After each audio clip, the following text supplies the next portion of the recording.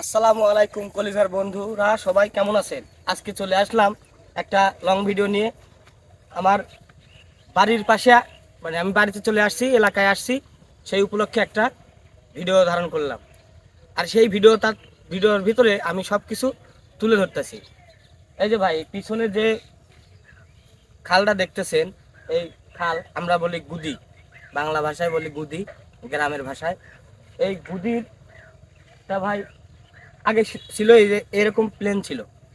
এই যে আমার বাড়ির যতগুলো মাটি উঠানো হয়েছে, সবগুলো মাটি এই খাল থেকে, এই গুড়ি থেকে উঠানো হয়েছে।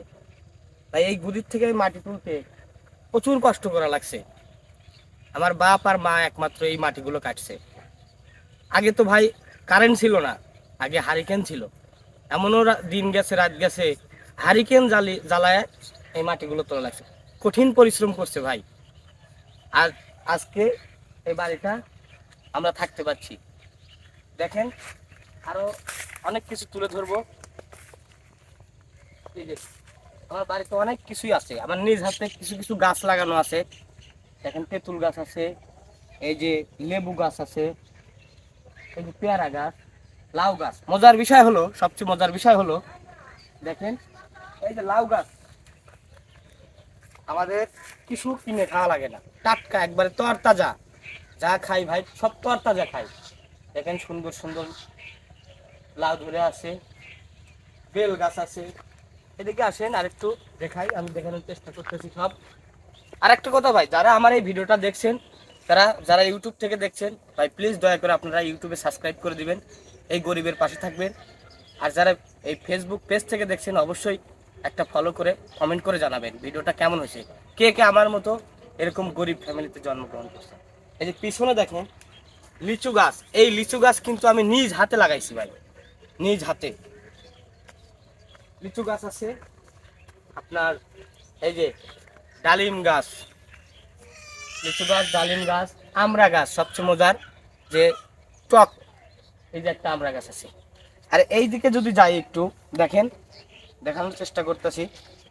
এখানে প্রায় 10 কাঠার মতো একটা জায়গা। এখানে মূলত কিন্তু চাষাবাদ হয়েছে এই যে ক্ষীরা, শসা।